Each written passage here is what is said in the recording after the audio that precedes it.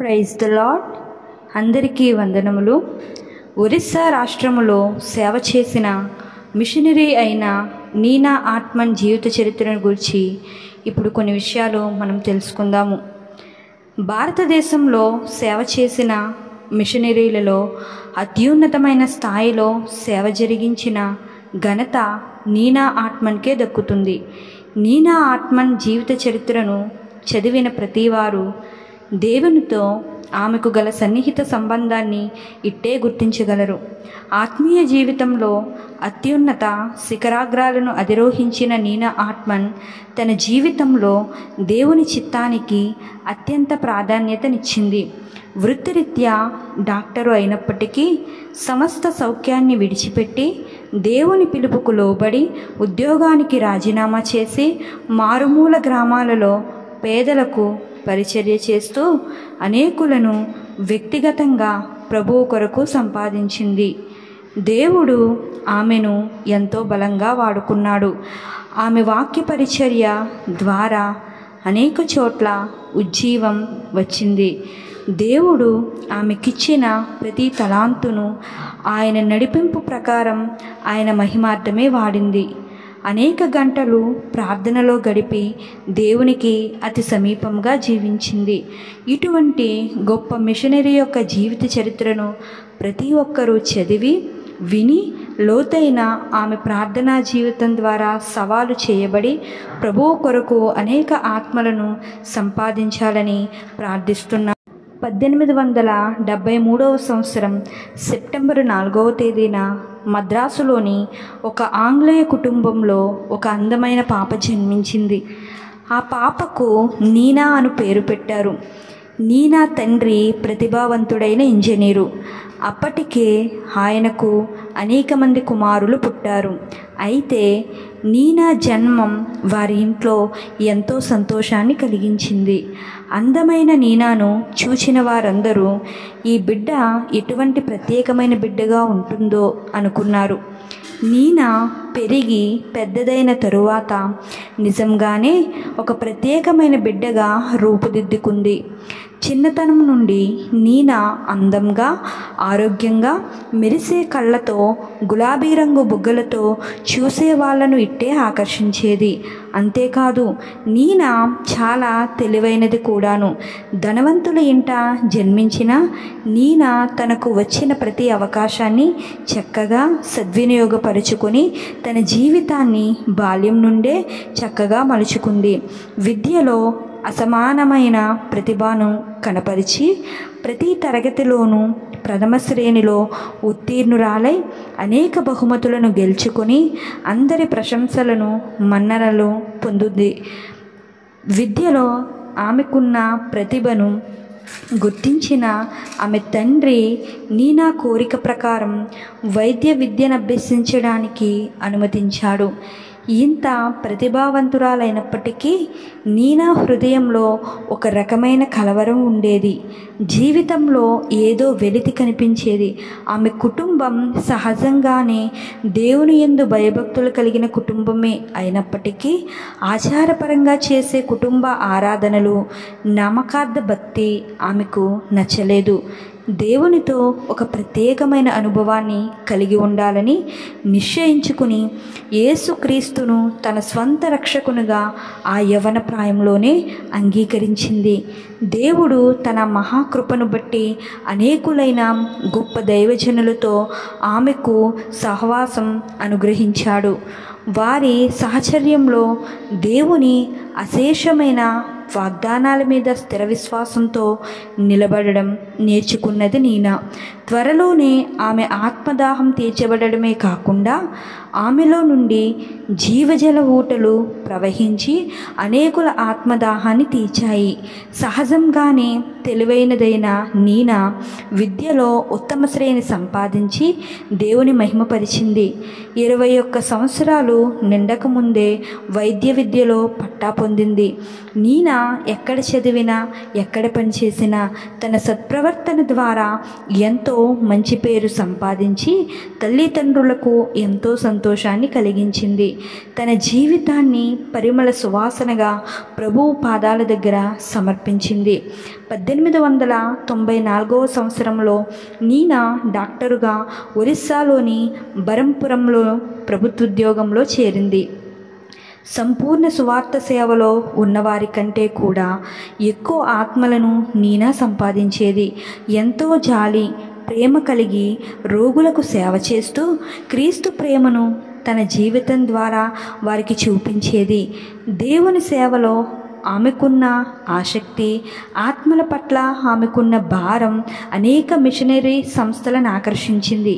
Neena CMS సంస్థకు చెందినదైనప్పటికీ Baptist మిషనరీల పరిచయంతో సరి అయిన బాప్తిస్మమును గూర్చి విన్నప్పుడు ఆమెలో కొంత సంఘర్షణ చెలరేగినప్పటికీ ఆ విషయాన్ని దేవుని సన్నిధిలో పెట్టి ప్రార్థనాపూర్వకంగా ఆత్మ నడిపింపు ప్రకారం బాప్తిస్మం తీసుకుంది. 1900 సంవత్సరంలో ఇంగ్లాండ్లో ఉన్న బాప్టిస్టు మిషనరీ సొసైటీ వారు నూతన శతాబ్దంలో సేవను విస్తరింపదలిచి సువార్త సేవలో ఎంతో ఆసక్తి చూపుతున్న నీనాను తమ సంస్థలో మిషనరీ డాక్టరుగా ఉండి తాము ప్రారంభించబోయే ఆసుపత్రిలో పనిచేయమని కోరారు. నీనా ఎంతో ప్రార్థన చేసి చివరకు దేవుని నడిపింపు ప్రకారం ప్రభుత్వ ఉద్యోగానికి రాజీనామా చేసి సంపూర్ణ సేవలో ప్రవేశించింది. ప్రభుత్వ ఉద్యోగం ఎంతో సుఖంగా ఉన్నప్పటికీ ఇహలోక సౌఖ్యాల కంటే దేవుని సేవనే విలువగా ఎంచి దేవునికి విధేయత చూపించడానికే నిశ్చయించుకుంది. బరంపురంలో క్రొత్తగా స్థాపించబడిన మిషన్ ఆసుపత్రిలో మిస్ డాసన్ అనే మరో మిషనరీతో కలిసి పనిచేస్తూ అనేకులను క్రీస్తు కొరకు సంపాదించింది నీనా. బరంపురానికి 50 మైళ్ళ దూరంలో రస్సేలు కొండ అనే చిన్న పట్టణం ఉంది. దానికి దగ్గరలో వలయాకారంలో ఉన్న కొండల మధ్యస్థలాన్ని కొంతమంది ఇంజనీర్లు కృషి చేసి ఒక కృత్రిమ సరస్సుగా నిర్మించారు. ఆ ప్రదేశమంతా రమణీయమైన ప్రకృతితో అలరారుతూ అత్యంత ఆహ్లాదకరంగా ఉంటుంది. సహజ సిద్ధమైన సుందర దృశ్యాలు కనులకు విందులు చేస్తూ ప్రశాంతతకు ఆటపట్టుగా ఉంటుంది ఆ ప్రాంతం. ఇక్కడ బిఎంఎస్ వారు తమ సేవా కేంద్రాన్ని స్థాపించారు. ఈ కేంద్రంలో నీనా మిస్ దాచర్ అనే మరో మిషనరీతో కలిసి 5 సంవత్సరాలు సేవ చేసింది. మరో 15 సంవత్సరాలు అదే ప్రాంతంలో సేవ చేస్తూ ఉండగా ఒరిస్సా రాజుల అంతఃపుర స్త్రీలకు సువార్తనందించే అరుదైన అవకాశం ఆమెకు లభించింది. ఆ రాజగృహాలలోనికి వెళ్ళే అవకాశం ఎప్పుడు వచ్చినా యేసు ప్రభువును గూర్చి ఒక్క మాటైనా చెప్పకుండా ఉండేది కాదు. అరుదైన ఈ అవకాశాన్ని నీనా అతి చక్కగా వినియోగించుకుంది.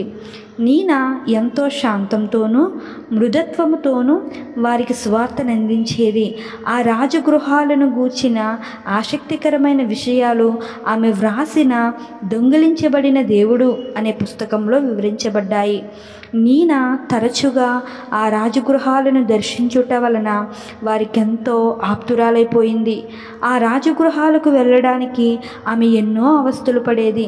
కొంత దూరం రైల్లోనూ, మరికొంత దూరం పడవలోనూ, కొన్నిసార్లు పల్లకీలోనూ, ఒక్కొక్కసారి ఏనుగు మీద కూడా ప్రయాణం చేసి ఎన్నో వ్యయ ప్రయాసలు కోర్చి ఆ రాజగృహాలను చేరుకునేది. ఒరిస్సా రాణిగారు ఆమెను ఎంతో గౌరవంగా మదర్ అని పిలిచేవారు. నిజానికి నీనా వాళ్ళందరికీ తల్లిగా ఉండేది. అక్కడి గ్రామాలలో పర్యటిస్తున్నప్పుడు ఆ ప్రజలకు సువార్తనందించే అవసరత ఎంతో ఉండటం గమనించి వేదనతో ఆమె హృదయం తల్లడిల్లిపోయేది. ఆ ప్రజలలో ఉన్న అజ్ఞానం, మూఢనమ్మకాలు, అపరిశుభ్రత, నాగరికత, అనారోగ్య పరిస్థితులు, వైద్యం అంటే వారికి ఉన్న భయం, ఇవన్నీ చూసి దుఃఖంతో ఆమె గుండె బ్రద్దలయ్యేది. ఆమెతో మాట్లాడడానికే భయపడే వాళ్లకు ఈ విషయాలను గూర్చి ఎలా బోధించాలో ఆమెకు అర్థమయ్యేది కాదు. రాజగృహాలలో ఆమె విత్తిన వాక్యం వెంటనే ఫలించకపోయినప్పటికీ ఆ తరువాత దినాలలో కొద్దిమంది ప్రభువును విశ్వసించారు. ఆ దినాలలో నీనా పనిచేస్తున్న ఆసుపత్రి ఒక తాటాకుల పాక మాత్రమే. అయినప్పటికీ నీనా ఎంతో సంతోషంగా రోగులను పరామర్శించేది. ఆమె బంగళా చుట్టూ ఉండే విశాలమైన స్థలం ఆమె తన ప్రార్థనకు జవాబుగా పొందింది. ఆ తరువాత ఆ స్థలంలో చక్కని ఆసుపత్రి నిర్మించబడి ఇప్పటికీ నడిపించబడుచున్నది. ఆ సమయంలో ఆమెకు అవసరమైన ధన సహాయం కరోల్ అనే ఆయన వ్రాసిన వీలునామా ద్వారా సంక్రమించి ఆమె అవసరత తీర్చబడింది. 1904వ సంవత్సరంలో బిఎంఎస్ సంస్థ తరపున ఒరిస్సాలో జరుగుచున్న వైద్య సేవను గూర్చి వివరించడానికి నీనా ఇంగ్లాండుకు వెళ్ళింది. అక్కడ ప్రతిరోజు కొందరు సోదరులు కూడుకొని భారతదేశం కొరకు విజ్ఞాపన ప్రార్థన చేసేవారు. ఒకరోజు వారు ప్రార్థన చేస్తూ ఉండగా ఒక సోదరి పరిశుద్ధాత్మ చేత నింపబడి అన్య భాషలతో ప్రార్థన చేస్తూ నశించిపోతున్న ఆత్మల కొరకు ఒరియా భాషలో అతి దీనంగా విలపిస్తుంటే ఆ భాష నీనాకు మాత్రమే అర్థమైంది. ఆ తరువాత నీనా వారితో మాట్లాడుతూ ఈ విషయాన్ని వారితో పంచుకుంది. 1909వ సంవత్సరంలో నీనా మరొకసారి ఇంగ్లాండుకు వెళ్ళింది. ఆమె ఓడలో ప్రయాణిస్తూ ఉండగా తనతో పాటు ప్రయాణిస్తూ అనారోగ్యంతో బాధపడుతున్న ఒక వృద్ధురాలితో మాట్లాడమని దేవుడు నీనాను ప్రేరేపించాడు. పడక మీద నుండి లేవలేని స్థితిలో ఉన్న ఆమె వద్దకు నీనా వెళ్ళగానే ఆమె కోపంతోనూ విసుగుతోనూ నీనాను తిట్టిపోసింది. అయితే నీనా మారు మాట్లాడకుండా తన క్యాబిన్కు వెళ్ళి ప్రార్థన చేసుకుని మరలా ఆమె వద్దకు వెళ్ళింది. ఈసారి కూడా ఆమె నీనాను ఇష్టం వచ్చినట్టు తిట్టింది. ఏం చేయాలో తోచని నీనా ప్రభువు సన్నిధిలో కనిపెట్టింది. ఓర్పుతో ఆమెకు పరిచర్య చెయ్యమని నడిపింపు వచ్చింది. అయితే ఎన్నిసార్లు వెళ్ళినా ఫలితం కనిపించలేదు. చివరకు ఒకరోజు ఆ వృద్ధురాలు తన ప్రవర్తనకు సిగ్గుపడి నీనాలోని ఓర్పును సహనాన్ని గుర్తించి నీనాను తన గదిలోకి ఆహ్వానించి ఆమె ద్వారా దేవుని వాక్యం విని యేసు ప్రభువును తన స్వంత రక్షకునుగా అంగీకరించింది. నీనా ఓర్పుకు సహనానికి చివరకు ఫలితం దక్కింది. యేసు రక్తంలో ప్రతి పాపికి విడుదల ఉన్నది.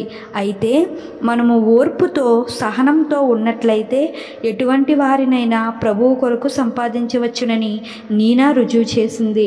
ఇటువంటి ఓర్పు సహనం ఆత్మలను సంపాదించే వారికి ఎంతో అవసరం. అందుకే అపోస్తలుడైన పేతురు పత్రిక వ్రాస్తూ మీ విశ్వాసమునందు సద్గుణమును, సద్గుణమునందు జ్ఞానమును, జ్ఞానమునందు ఆశానిగ్రహమును, ఆశానిగ్రహమునందు సహనమును, సహనమునందు భక్తిని, భక్తియందు సహోదర ప్రేమను, సహోదర ప్రేమయందు దయను అమర్చుకునుడి అన్నాడు. నీనా తన జీవితంలో ఒకే ఒక గురి కలిగి ఉండేది. ఇతరులు ఏమనుకున్నా సరే, ఎటువంటి పరిస్థితులు ఎదురైనా, ఎన్ని కష్టాలు భరించవలసి వచ్చినా దేవుని చిత్తాన్ని చేయడమే. ఇదే విషయాన్ని తన దగ్గరకు వచ్చే వారికి చెబుతూ తమ జీవితాలను సంపూర్తిగా దేవునికి సమర్పించి ఆయన సన్నిధిలో కనిపెట్టాలని హెచ్చరించేది.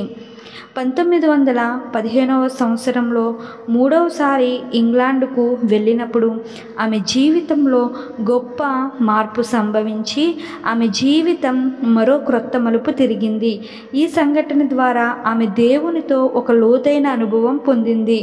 నీనా ఇంగ్లాండులో ఉండగానే ఆమెకు కంటి జబ్బు వచ్చింది. ఇంగ్లాండులోని ప్రముఖ కంటి వైద్యులందరూ ఆమెను పరీక్షించి ఈ జబ్బు నయం కాదని, కాలక్రమేణా జబ్బు ముదిరి 2 కళ్ళకు దృష్టి పూర్తిగా పోయి గ్రుడ్డితనము వచ్చే అవకాశం ఉందని, ఆమెకు చికిత్స చేసినప్పటికీ ఫలితం ఉండదని చెప్పి నీనాకు ఏ విధంగానూ సహాయపడలేకపోయినందుకు విచారం వెళ్ళబుచ్చారు. అయితే నీనా ఏమాత్రం నిరాశపడలేదు, బాధపడలేదు. మానవుని అశక్తత దేవుని శక్తిని రుజువు చేస్తుందని, డాక్టర్లు చెయ్యలేని దాన్ని దేవుడు చెయ్యగలడని నమ్మింది. ఇటువంటి విపత్కర పరిస్థితులలో సహజంగానే మనసులో ఎన్నో సందేహాలు తలెత్తుతాయి. కానీ దానికి జవాబు ఒక్కటే. దేవుని మహిమ బయలుపరచడానికే ఇటువంటి శ్రమలు వస్తాయి. ఈ సమస్యను బట్టి నీనా 3 రోజులు పూర్తిగా ఉపవాసం ఉండి ఒంటరిగా ప్రార్థనలో దేవుని సన్నిధిలో గోజాడింది. 3 రోజుల తర్వాత ప్రభువు నీనాకు కనబడి, నేను నిన్ను తప్పక స్వస్థపరుస్తాను. అయితే నువ్వు నీ ఉద్యోగానికి రాజీనామా చేసి విశ్వాసపు సేవలోకి రావాలి. నీ అవసరతను ఎవ్వరికీ చెప్పకుండా పూర్తిగా నా మీద ఆధారపడి సేవ చెయ్యి. నిన్ను విడువను, ఎడబాయను అని చెప్పారు.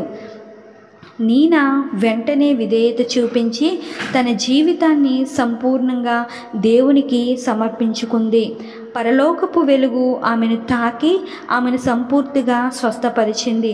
తను ఎటు వెళ్ళాలో ఆమెకు తెలియకపోయినా తనను నడిపిస్తున్న కృపాహస్తమును ఆమె ఎరుగును గనుక పూర్తిగా ఆయన మీద ఆధారపడి విశ్వాసంతో నిర్భయంగా ముందుకు సాగిపోయింది. నీనా భారతదేశానికి తిరిగి వచ్చి విశ్వాసమనే లోతైన నీటిలో ప్రయాణం సాగించింది. 15 సంవత్సరాల నుండి BMS సంస్థలో తను చేస్తున్న ఉద్యోగానికి రాజీనామా చేసి ప్రభువు మీద ఆనుకొని ఒంటరిగా సేవ ప్రారంభించింది. అప్పటికి ఆమె చేతిలో ఉన్నది 50 పైసలు మాత్రమే. 40 రూపాయలకు ఒక బంగ్లా అద్దెకు తీసుకుని దేవుని వాగ్దానాల మీద ఆనుకుని సేవ ప్రారంభించింది. ప్రభువు ఆమెకు తోడుగా ఉండి ఆమె చేసిన ప్రతి పనిని దీవించి ప్రతి అవసరతను తీర్చాడు. నీనా ఎక్కువ సమయం విజ్ఞాపన ప్రార్థనలో గడిపేది. దేవుని స్నేహితుడు, విశ్వాసులకు తండ్రి అయిన అబ్రాహాము వలె ఇతరుల కొరకు విజ్ఞాపన చేసేది. బ్రిస్టల్ వాసి అయిన జార్జి ముల్లరు యొక్క ప్రతి అవసరతను తీర్చిన విధంగానే దేవుడు నీనా యొక్క అవసరతలన్నిటినీ తీర్చాడు.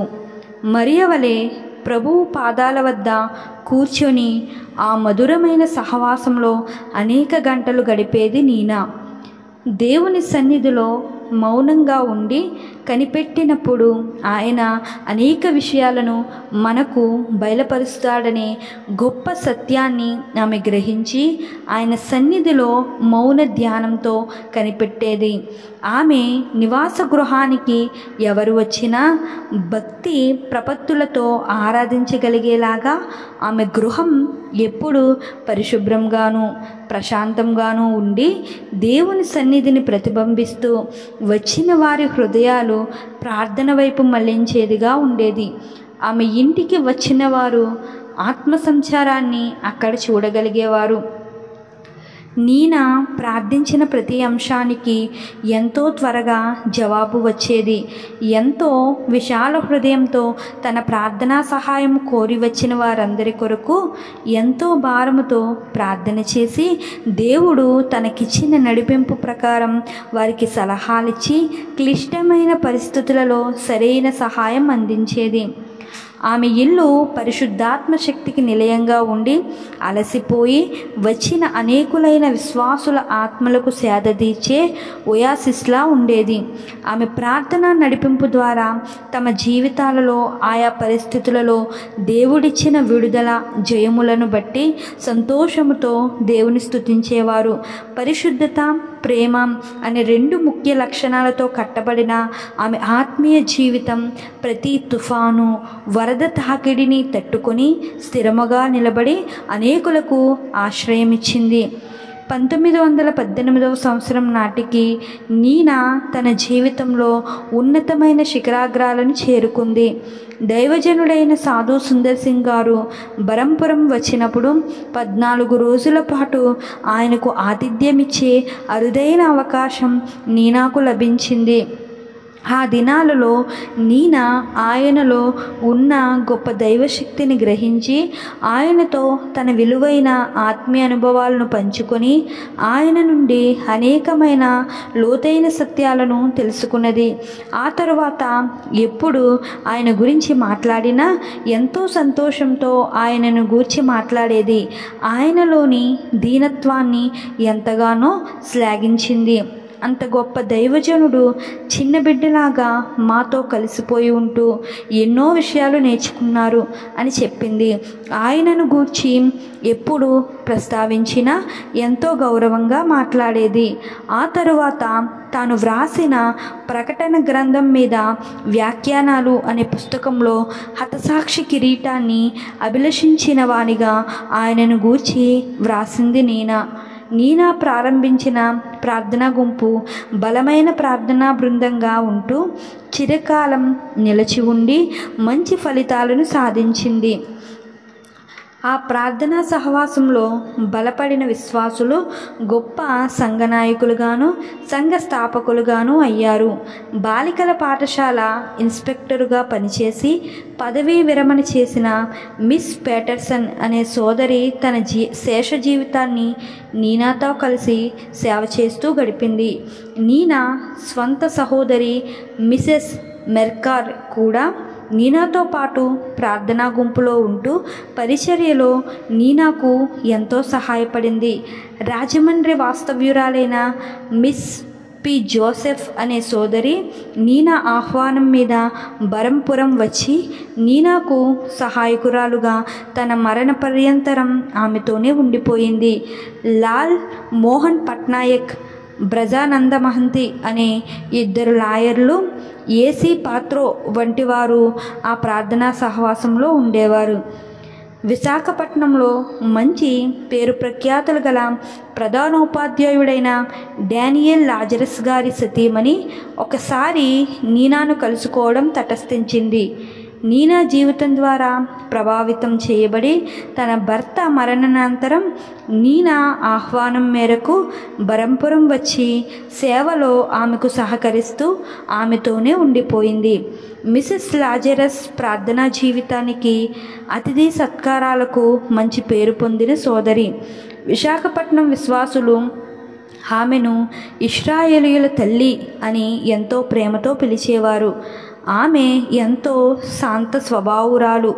ప్రార్థన, ప్రశాంతత అంటే ఆమెకు ఎంతో ఇష్టం. మిసెస్ లాజరస్కు చాలామంది బిడ్డలున్నారు.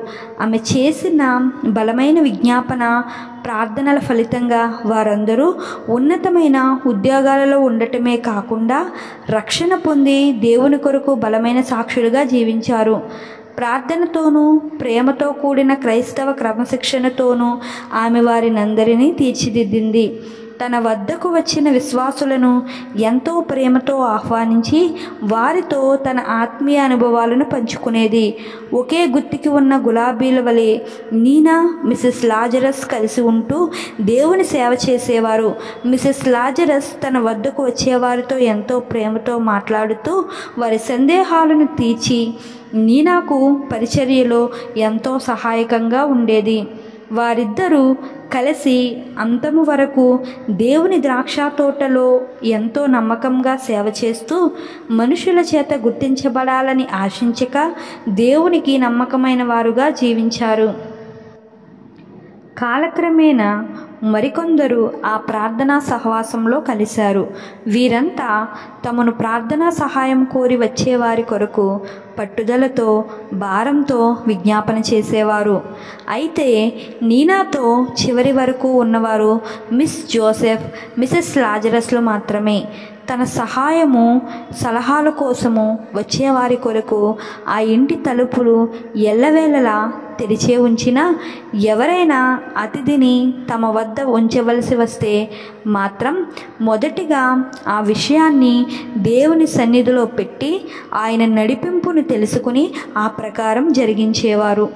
చుట్టుప్రక్కల గ్రామాలలో సువార్త యొక్క అవసరతను గ్రహించిన నీనా కొంతమంది నమ్మకమైన ఒరియా సహోదరులను సువార్తకులుగా నియమించి వారికి ఆర్థిక సహాయాన్ని అందించేది. వారు ఎంతో నమ్మకంగా ఆయా గ్రామాలలో తిరిగి సువార్తను అందించేవారు. నీనా వారికి ఆర్థిక సహాయాన్ని అందించడం మాత్రమే కాకుండా వారికి ప్రార్థనా సహాయాన్ని కూడా అందించి సేవలో వారు అపజయాలను ఎదుర్కొన్నప్పుడు, నిరుత్సాహపడినప్పుడు, మరీ ఇతరమైన ఒడిదుడుకులలోనూ వారికి అండగా నిలిచి వారిని ఆదరించి ప్రోత్సహించేది. రెవరెండ్ డిక్సన్ స్మిత్ అనే దైవజనుడు CBM సంస్థలో ఎంతో ప్రాధాన్యత కలిగిన వ్యక్తిగా ఉండి లోతైన ప్రార్థనా జీవితానికి, ఉత్తమ క్రమశిక్షణకు పేరు పొందినవాడు. సహవాస ప్రార్థనా కూటాల కొరకు బరంపురం వెళ్ళినప్పుడు ఆయన నీనాను కలుసుకున్నారు. ఆయన చేసిన ఉపదేశమంతా నీనా శ్రద్ధగా విన్నది. ఆ తరువాత నీనా ఆయనతో మాట్లాడుతూ తన ఆత్మీయ అనుభవాలను ఆయనతో పంచుకున్నది. 13 విధాలుగా దేవుడు తనతో ఎలా మాట్లాడింది వివరించింది. ఆ విషయాలను స్మిత్ గారు ఎంతో విలువైనవిగా భావించారు. అంతేకాదు ఆ తరువాత దినాలలో ఆయన ఈ సహవాసానికి నమ్మకమైన స్నేహితుడుగా ఉంటూ అనేక సమావేశాలలో నీనాను గూర్చి మాట్లాడుతూ ఆమెను ఎంతో ప్రశంసించేవారు. స్మిత్ గారి సహవాసంలో ఉండే S.J. మోజెస్ అనే సహోదరుడు తన భవిష్యత్తు విషయంలో నీనా ప్రార్థనా సహాయం కోరి తెలుగు పండిట్గా ఉద్యోగం చేయాలనుకున్నప్పటికీ ప్రభువు ఆమెకు ఇచ్చిన నడిపింపు ప్రకారం పాస్టరుగా దేవుని సేవలోకి వచ్చాడు. ఆయన తన జీవితమంతా ప్రభువు కొరకు నమ్మకమైన సాక్షిగా నిలిచాడు. ఆయన నీనాను, ఆమె ప్రార్థనా గుంపును ఎంతో గౌరవించేవాడు. బాబు లాల్ మోహన్ పట్నాయక్ అనే పేరు పొందిన లాయర్ గారు నిజదేవుడెవరో తెలుసుకోవాలని అన్వేషిస్తుండగా ఆయనకు నీనాతో పరిచయం కలిగింది. ఆచరించడానికి సులువైన ఆమె ఉపదేశం, ఆమెలో ఉన్న సజీవమైన విశ్వాసం చూసి ఆ గొప్ప లాయరు గారు యేసుప్రభువును స్వంత రక్షకునిగా అంగీకరించారు. ఆ తరువాత ఆ తీర్మానం వలన ఎన్నో ఒడిదుడుకులు వచ్చి ఎంతో త్యాగం చేయవలసినప్పటికీ వెనుదీయక ప్రభువు కొరకు నమ్మకమైన సాక్షిగా నిలిచాడు. ఆ తరువాత ఆయన ఒరిస్సా రాష్ట్ర శాసనసభకు స్పీకరుగా కూడా నియమించబడ్డాడు. నీనా తన పరిచర్య ద్వారా విద్యావంతులను, ఉన్నత కుటుంబీకులను కూడా దేవుని కొరకు సంపాదించింది. సంఘాలలో ఆమె చేసిన సేవ ద్వారా అనేక చోట్ల ఫలభరితమైన ఫలితాలు ఉజ్జీవం ద్వారా వచ్చాయి. యూదా పత్రిక వ్రాస్తూ పరిశుద్ధులకు ఒక్కసారే అప్పగింపబడిన బోధ నిమిత్తము మీరు పోరాడవలెనని మిమ్మును వేడుకొనుచున్నాను అంటూ విశ్వాసులను హెచ్చరించాడు. స్వస్థపరిచే వరము, దయ్యములను వెళ్ళగొట్టే వరము యేసు ప్రభు ప్రతి విశ్వాసికి అనుగ్రహించాడు. ఈ కృపావరాలను మొదటి శతాబ్దము నుండి విశ్వాసులు ఎంతో అధికారముతో ఉపయోగించి పాపముతోనూ, చీకటితోనూ, వివిధ వ్యాధి బాధలతోనూ నిండిన ఈ లోకంలో జ్యోతుల వలె ప్రకాశించారు. ఈ వరాలను నీనా కూడా ఎంతో తగ్గింపుతో దేవుని మహిమార్థమై వాడేది. ఈ స్వస్థతా పరిచర్యను ఆమె తన జీవితంలో విజయవంతంగా ఉపయోగించేది. ఒకసారి నీనా మద్రాసులో ఉండగా క్షయవ్యాధి కారణంగా మరుసటి రోజు ఆపరేషన్ చేయవలసిన ఒక క్రైస్తవ విద్యార్థి కొరకు ప్రార్థన చేయమని ఆమెను కోరారు. నీనా ఆ రోగి పడక వద్దకు వచ్చి అతని ఛాతి మీద మృదువుగా చెయ్యి వేసి యేసు రక్తబలము వలన ఆ రోగికి స్వస్థత కలగాలని ఎంతో భారంగా విజ్ఞాపన ప్రార్థన చేసింది. వెంటనే ఆ యవనస్తుడు స్వస్థపడడం నీనా గ్రహించి దేవుడు అతనికి ఇచ్చిన వాగ్దానం అతనికి చెప్పి అతన్ని ధైర్యపరిచింది. తన వ్యాధి బాగైనదని గ్రహించిన ఆ యవనస్తుడు ఎంతగానో దేవుని స్తుతించి నీనాకు కృతజ్ఞతావందనాలు చెప్పాడు. అయితే ఆ యవనస్తుని తండ్రి తన కుమారుడు పూర్తిగా స్వస్థపడింది లేనిది తెలుసుకోవాలని డాక్టర్ల చేత మరలా పరీక్ష చేయించాడు. అతనిని రెండోసారి పరీక్షించిన డాక్టర్లు అతనిలో క్షయవ్యాధి చిహ్నాలు కూడా లేవని గ్రహించి ఆపరేషను చేయవలసిన రోగి అంత త్వరగా సంపూర్ణంగా స్వస్థపడటం చూచి ఆశ్చర్యపోయారు. ఆ యవనస్తుడు నీనా ప్రార్థనా ఫలితంగా దేవుడు తనను ఎలా స్వస్థపరిచాడో అక్కడి వారందరికీ సాక్ష్యం చెప్పేసరికి డాక్టర్లు ఆశ్చర్యం అంతా ఇంత కాదు. వారి జీవితాలలో మొదటిసారిగా యేసు ప్రభువులో ఉన్న గొప్ప శక్తిని వారు కళ్ళారా చూశారు. నిజదేవుని యొక్క శక్తి వారికి బయలుపరచబడింది. ఒకసారి నీనా 102 సంవత్సరాలు వయసు గల వృద్ధుడిని కలుసుకున్నది. అతనికి 2 చెవులు వినబడడం లేదు. అతని చెవులు తెరవబడి తను చెప్పే సువార్త అతనికి వినబడాలని నీనా ప్రార్థన చేసింది. వెంటనే అతని కుడి చెవి స్వస్థపడింది. నీనా అతనికి సువార్త చెప్పగానే అతడు అంగీకరించి ప్రభువుకు తన హృదయాన్ని తెరిచాడు. అయితే అతని ఎడమ చెవి కూడా స్వస్థపడాలని నీనా మళ్ళీ ప్రార్థన చేసింది.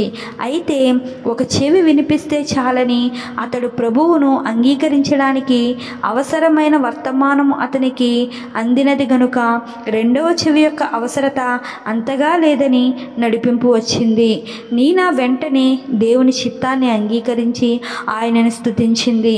ఆ తరువాత కొద్ది కాలానికే ఆ వృద్ధుడు మరణించి ప్రభువుని చేరుకున్నాడు. ఒకసారి నీనా కూనూరులో ఉండగా అలా చాలా అస్వస్థతగా ఉన్న ఒక స్త్రీని దర్శించమని ఆమెకు నడిపింపు వచ్చింది. నీనా ఆమెను కలుసుకొని ఆమె ఒక వ్యక్తికి ఒక ఉత్తరం తప్పక వ్రాయాలని, అలా వ్రాస్తేనే ఆమెకు స్వస్థత వస్తుందని చెప్పింది. ఆ స్త్రీ చాలా ఆశ్చర్యపడి తన విషయాలు నీనాకు ఎవరైనా చెప్పారా అని అడిగింది. ఈ విషయాలు తనకు ప్రభువు బయలుపరిచాడని, ప్రార్థన చేస్తుండగా ప్రార్థనకు జవాబుగా ఈ నడిపింపు వచ్చిందని, మనుషులెవ్వరూ ఈ విషయాలు తనకు చెప్పలేదని నీనా చెప్పగానే ఆ స్త్రీ దేవుని నడిపింపుకు విధేయత చూపించి తను వ్రాయవలసిన ఉత్తరం వ్రాసి పోస్టులో వేయగానే ఆమెకు స్వస్థత కలిగింది. దేవుని మాటలకు లోబడి ఆయన చిత్తాన్ని జరిగిస్తే అశేషమైన దీవెనలు మనము పొందుతాము. 1929 సంవత్సరంలో నీనా మధుర పట్టణంలో సువార్త పరిచర్య కొరకు వెళ్ళినప్పుడు మిసెస్ ఎంఈ గాబ్రియల్ అనే సోదరి కీళ్లవాతంతో బాధపడుతూ ఉండగా నీనా ఆమెను దర్శించి నూనె రాసి ఆమెకు ప్రార్థన చేసింది. వెంటనే ఆ సోదరి స్వస్థపడింది. అంతేకాదు ఆ వ్యాధి ఆమెకు మరెన్నడూ రాలేదు. ఆ సోదరి నీనా జీవించినంత కాలం ఆమెకు మంచి స్నేహితురాలుగా ఉంటూ ఆమెనెంతో గౌరవించేది. ఎవరికైనా స్వస్థత ప్రార్థన చేసే ముందు ఆ వ్యాధి రావడానికి దేవుని ఉద్దేశం ఏమిటో దేవుని అడిగి తెలుసుకునేది నీనా. ఆ తరువాత దేవుని యొక్క నడిపింపు ప్రకారం ఆ రోగి యొక్క స్వస్థత కొరకు ప్రార్థన చేసేది. ఇంత గొప్ప స్వస్థతావరం ఉన్నప్పటికీ నీనా ఎన్నడూ మందులను కానీ వైద్యులను కానీ తృణీకరించి మాట్లాడేది కాదు. అంతేకాదు వైద్యంలో ఆమెకున్న జ్ఞానాన్ని బట్టి మందులు వాడమని సలహా ఇచ్చేది కూడా. అయితే మందుల కంటే పరమ వైద్యుని మీదే ఎక్కువగా ఆధారపడేది.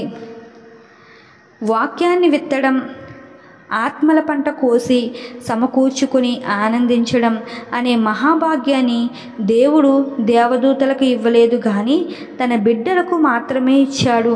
నశించిపోతున్న ఒక ఆత్మను రక్షించడానికి దేవుడు ఎంతో శ్రద్ధ వహిస్తాడు. మన ప్రభువు కూడా నశించిపోతున్న ఒక ఆత్మను రక్షించడానికి మండుటెండలో సమరయ గ్రామానికి వెళ్ళాడు. అలాగే తన బిడ్డలను కూడా ఆత్మల కొరకు సమరయ దారులలో నడిపిస్తాడు. ఒకసారి నీనా బెంగళూరులో సభలలో వాక్యం అందిస్తున్నది. ఆ సభల మధ్యలో ఒకరోజు సభ వాయిదా వేయమని వెంటనే బయలుదేరి కలకత్తా హౌరా స్టేషన్కు వెళ్ళమని నీనాకు నడిపింపు వచ్చింది. ప్రయాణ ఖర్చులకు ఆమె వద్ద 1 పైసా కూడా లేదు. అయితే నీనా తన అవసరతను ఎవరికీ చెప్పలేదు. దేవుని మీద భారం వేసి వెళ్ళమన్న దేవుడే తన అవసరతను తీరుస్తాడనే విశ్వాసంతో బయలుదేరింది. ఇంతలో ఎవరో ఒక ఆమె హడావిడిగా పరిగెత్తుకొచ్చి ఒక కవరులో 60 రూపాయలు పెట్టి ఆమె చేతికిస్తూ, మీరు కలకత్తా వెళ్ళడానికి ఈ డబ్బు మీకిమ్మని ప్రభువు నాకు చెప్పారు గనుక ప్రభువే దీనిని మీకు ఇచ్చినట్టుగా భావించి దయచేసి తీసుకోండి అన్నది. నీనా ఆమెకు వందనాలు చెప్పి అప్పటికే సమయం అయిపోతున్నందున త్వరగా వెళ్ళి అప్పటికే బయలుదేరడానికి సిద్ధంగా ఉన్న రైల్లో కూర్చుని సమయోచిత సహాయం కొరకు దేవునిని ఎంతగానో స్తుతించింది. దేవుని రాయబారిని తీసుకువెళ్తున్నానే సంతోషంతో రైలు గట్టిగా కూతవేసి బయలుదేరింది. హౌరా స్టేషన్లో నీనా బండి దిగింది. కానీ పట్టణంలోకి వెళ్ళడానికి ఆమెకు నడిపింపు రావడం లేదు. ఆమె చేయవలసిన పని స్టేషన్లోనే ఉన్నదని నడిపింపు వచ్చింది. భోజనం వేళ అయింది కానీ నీనాకు భోజనం లేదు. అంతలో నీనా పాత స్నేహితురాలు ఒకరు కనిపించి తను తెచ్చుకున్న భోజనం నీనాకు పెట్టి తన ఇంటికి తప్పకుండా రమ్మని ఆమెను ఆహ్వానించి వెళ్ళిపోయింది. ఒకని నడత యెహోవా చేతనే స్థిరపరచబడును. కీర్తనల గ్రంథము 37వ అధ్యాయము 2వ వచనంలో వ్రాయబడి ఉంది. దేవుని బిడ్డల నడక మాత్రమే కాదు, వారు ఎక్కడ ఆగాలో కూడా దేవుడే చెబుతాడు అని జార్జ్ ముల్లర్ తన బైబిల్లో వ్రాసుకున్నాడు. పట్టణంలోకి వెళ్ళడానికి నడిపింపు రాని నీనా ప్లాట్ఫారం మీద ఉన్న బెంచీ మీద కూర్చొని దేవుని సమయం కొరకు, ఆయన నడిపింపు కొరకు ఎదురు చూస్తున్నది. మన ప్రభువు కూడా ఒక ఆత్మ కొరకు ఎంతో సమయాన్ని వెచ్చించి ఓర్పుతో సమరయ బావి వద్ద కూర్చున్నాడు. కొంత సమయం గడిచేసరికి ఒక ఆంగ్లేయ స్త్రీ నీనా దగ్గరకు వచ్చి, అమ్మా మీరు మిషనరీయా అంటూ పలకరించింది. నీనా ఎంతో ప్రేమతో ఆప్యాయతతో, అవునమ్మా మీకేమన్నా సహాయం చేయగలనా నేను అంటూ అడిగింది. నీనా స్వరంలోని ప్రేమ, ముఖంలో జాలి, దయ చూసి ఆ ఆంగ్లేయ స్త్రీ తన హృదయంలోని బాధనంతా ఒక్కసారిగా వెళ్ళబోసుకుంది. ఇన్నాళ్ళు ఆమె మనసులోని బాధ చెప్పుకోవడానికి, ఆమెను ఓదార్చడానికి ఆమెకెవరూ కనిపించలేదు. ఇప్పుడు ఎడారిలో ఒయాసిస్లా నీనా కనిపించింది. మనసు విప్పి తన మనసులోని బాధను, సమస్యలను నీనాకు చెప్పుకుంది. ఆమె భర్త త్రాగుబోతుగా మారి ఆమెను ఎన్నో హింసలు పెట్టేవాడు. ఆ హింసలు భరించలేక విసిగిపోయి జీవితం మీద విరక్తి చెంది తన 2 పిల్లలను తన సహోదరి వద్దకు పంపించి దూరంగా వెళ్ళిపోయి ఆత్మహత్య చేసుకుందామనుకుంటూ హౌరాకు వచ్చింది. ఈ విషయాలన్నీ విన్న నీనాకు కళ్ళలో గిర్రున నీళ్లు తిరిగాయి. ఆమె హృదయం జాలితో, సానుభూతితో నిండిపోయింది.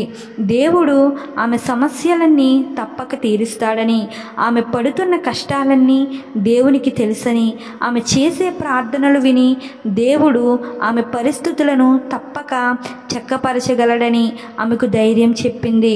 అంతేకాదు ఆత్మహత్య చేసుకున్న వాళ్ళు నరకానికి వెళతారని కూడా హెచ్చరించింది. ఆమెతో కొంతసేపు నీవు ప్రార్థన చేసి దేవుడు తనకు బయలుపరిచిన విషయాలను ఆమెకు తెలియజేసింది. ఆమెను తిన్నగా ఇంటికి వెళ్ళమని, కొద్ది కాలంలోనే ఆమె భర్త మారతాడని, నెమ్మదిగా ఆమె భర్తను దేవుని వైపు త్రిప్పడానికి కృషి చేయమని చెప్పి ఆమె కుటుంబం కట్టమని ప్రార్థన చేసింది.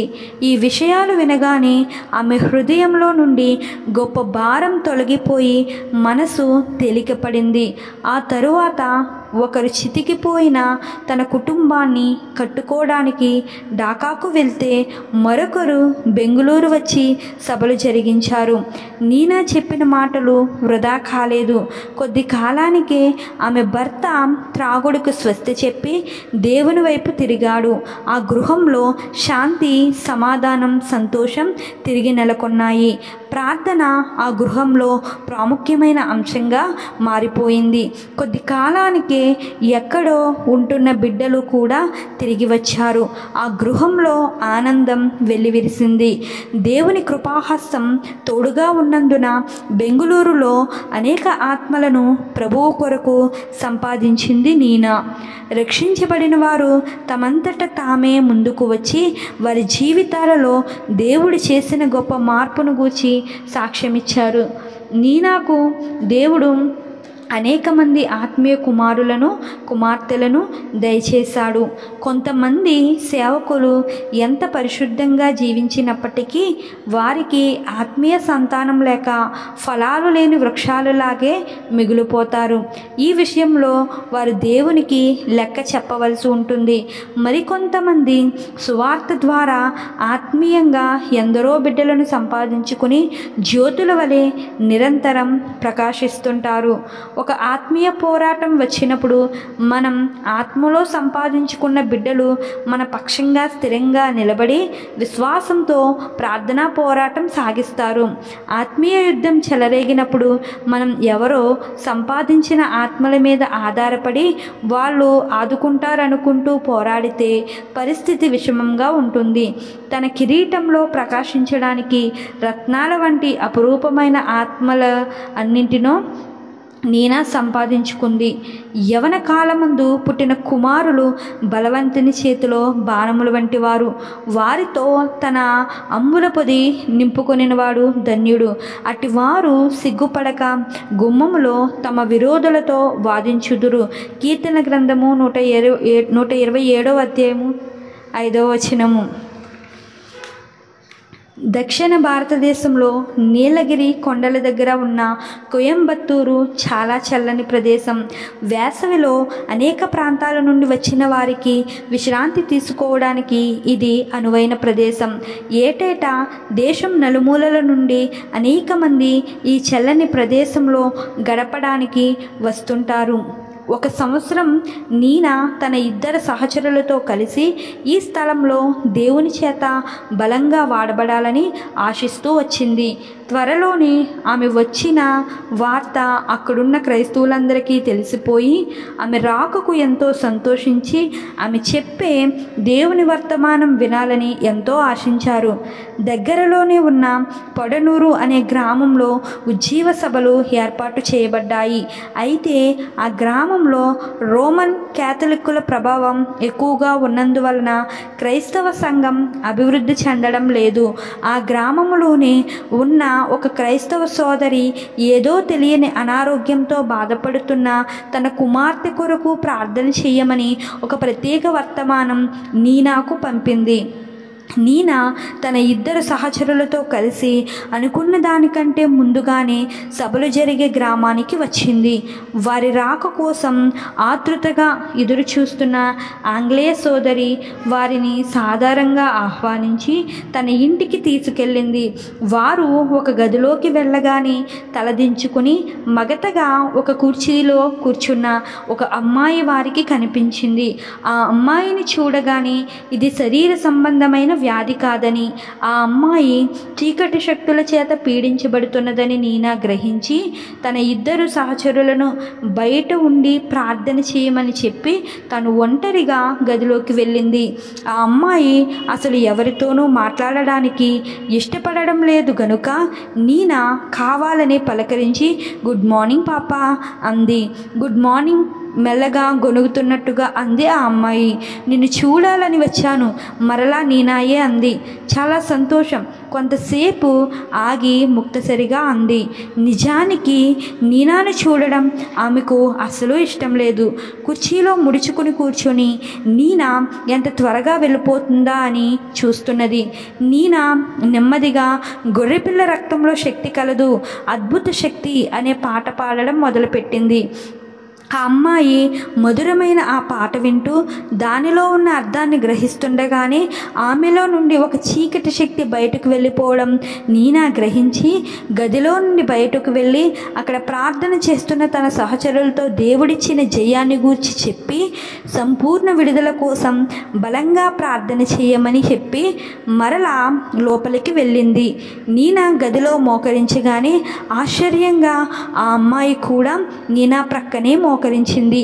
దేవుని బిడ్డల యొక్క ప్రార్థన ఆ అమ్మాయిని చీకటి శక్తుల ప్రభావం నుండి పూర్తిగా విడిపించింది. నీనా ప్రార్థన ముగించి ఆ బాలిక మామూలు స్థితికి వచ్చినట్లుగా గ్రహించింది. అమ్మ, మీరు చెప్పే మాటలు వింటుండగానే నా హృదయంలో నుండి గొప్ప భారం తొలగిపోయినట్లుంది అన్నది ఆ అమ్మాయి. ఆ ఇంటి వాతావరణం అంతా ఆనందోత్సాహాలతో నిండిపోయింది. అందరూ నీనాను పొగుడుతుంటే నీనా వారిని మాట్లాడనివ్వలేదు. ఈ రాత్రి కూటం ముగిసిన తరువాత ఇంకా ఆశ్చర్యమైన సంగతి చూడబోతున్నారు అంది నీనా. ఆ రాత్రి కూటానికి ఆ బాలిక తప్ప మిగిలిన కుటుంబం అంతా వెళ్ళారు.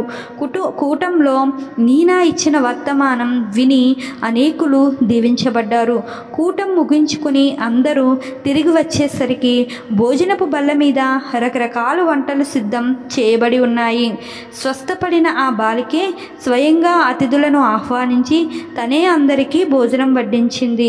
వంటవాడు ఎంతో సంతోషంతో అమ్మాయి గారే వంటలన్నీ స్వయంగా చేశారు అని చెప్పాడు. ఇంత గొప్ప స్వస్థత దయచేసినందుకు అందరి హృదయాలు కృతజ్ఞతతో నిండిపోయి దేవుని ఎంతగానో స్తుతించారు. మరుసటి రోజు ఉదయాన్నే ఆ బాలిక చక్కగా ముస్తాబై ఇంటింటికి వెళ్ళి నీనా యొక్క శక్తివంతమైన ప్రార్థనలకు ప్రతిఫలంగా దేవుడు ఆమెకు చేసిన గొప్ప కార్యాలను వివరించి చెప్పింది. ఆమె సాక్ష్య ద్వారా ఆ గ్రామంలో అనేకులు దేవునిలో ఉన్న గొప్ప శక్తిని తెలుసుకున్నారు. ఆమెలో వచ్చిన మార్పును చూసిన రోమన్ క్యాథలిక్కులు అనేకులు నిర్జీవమైన తమ భక్తిని విడిచిపెట్టి సజీవుడైన దేవుని వైపు తిరిగారు. దేవుని వాక్యంలో ఉన్న లోతైన సంగతులను తెలుసుకొని పరిశుద్ధాత్మను పొంది దేవుని కొరకు బలమైన సాక్షులుగా జీవించారు. ఉత్తరాదిన బాలికల వసతి గృహాన్ని నడుపుతున్న ఒక మిషనరీ సోదరి వారి ఆత్మల పట్ల ఎంతో భారం కలిగి నీనాను ఆహ్వానించి వాళ్ళ కొరకు ఉజ్జీవ కూటాలు ఏర్పాటు చేసింది. ఈ విషయంతో నీనా దేవుని కృపాసనం వద్ద ఎంతో బలమైన విజ్ఞాపన చేసి దేవుని శక్తి చేత నింపబడి బయలుదేరింది. ప్రభువు ఆమెకు తన గాయపడిన హస్తము ద్వారా బలమైన అభిషేకం ఇచ్చారు. ఈ విషయాన్ని నీనా తను వ్రాసిన పరిశుద్ధాత్మ అనే చిన్న పుస్తకంలో ప్రస్తావిస్తూ ప్రభువు తిరిగి లేచిన తరువాత తన గొప్ప మహిమను తన శిష్యులకు చూపించి ఉంటారు అనుకుంటాము. కానీ ఆయన చూపించిన దర్శనం మహిమ దర్శనం కాదు, కానీ అది సిలువ దర్శనం. ఆయన వారికి గాయపడిన తన చేతులను పాదాలను చూపించారు. సువార్త ప్రకటించడానికి అవసరమైన దర్శనం ఇదే అని వ్రాసింది. నీనా ఈ పుస్తక రచయితకు ఒక ఉత్తరం వ్రాస్తూ దేవుడు ఇప్పటికే మిమ్మల్ని బలంగా వాడుకుంటున్నాడు, ఇంకా ఎక్కువగా వాడుకోబోతున్నాడని నేను నమ్ముతున్నాను. మనం చేసే గొప్ప పనులను చూసి దేవుడు సంతోషించడు, కానీ మనం సంపాదించే ఆత్మలను చూసి మాత్రమే సంతోషిస్తాడు. మన హృదయాలను ఆయన తట్టు తెరిస్తే ఆయన తన సిలువ అనుభవాలను మనకు దయచేస్తాడు. నేర్చుకోవడానికి మనం సంసిద్ధత వ్యక్తం చేస్తే ఆయన తన పరిశుద్ధాత్మ ద్వారా మనకు అనేక విషయాలు బోధిస్తారు. సిలువను భరించడం అంటే మన స్వంత సమస్యల కోసం శ్రమపడడం కాదు, కానీ నశించిపోతున్న వారితో మనలను సరిపోల్చుకొని వారి రక్షణ కొరకు శ్రమ పడటం, ఇతరుల రక్షణ కొరకు మనలను మనం సంపూర్ణంగా దేవునికి సమర్పించుకొనుట. ఎందుకంటే ఆయన మన కోసం తనను తాను అర్పించుకొని మన పాప శాపాన్ని భరించాడు అని సిలువ యొక్క అర్థాన్ని వివరించింది. ఆత్మల సంపాదనే నీనా యొక్క ముఖ్యమైన గురి. నశించిపోతున్న ఆత్మల కొరకు నీనా అహోరాత్రులు శ్రమించేది. నీనా రాగానే బాలికల వసతి గృహాన్ని నడుపుతున్న వార్డెను గారు ఎంతో సంతోషించి ఆమెను సాదరంగా ఆహ్వానించారు. ఆ సాయంకాలమే మొదటి కూటం జరగవలసి ఉంది. వారిద్దరూ కలిసి ఆ హాస్టల్లో ఉన్నవారంతా రక్షణ పొందాలని దేవుని కృపా సింహాసనం ఎదుట విజ్ఞాపన చేశారు. అయితే అక్కడ జరగబోయేది ఆ బాలికలకు ఏమాత్రం ఇష్టం లేక ఎక్కడో దూరంగా ఉన్న తోటలో ఒక పిక్నిక్ వార్డెన్ గారి అనుమతి లేకుండానే ఏర్పాటు చేసుకున్నారనే విషయం ఆమెకు తెలిసింది.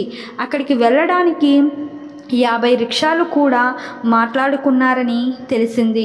వార్డెన్ గారు చాలా కంగారు పడి నీనా దగ్గరకు వచ్చి విషయమంతా వివరించారు.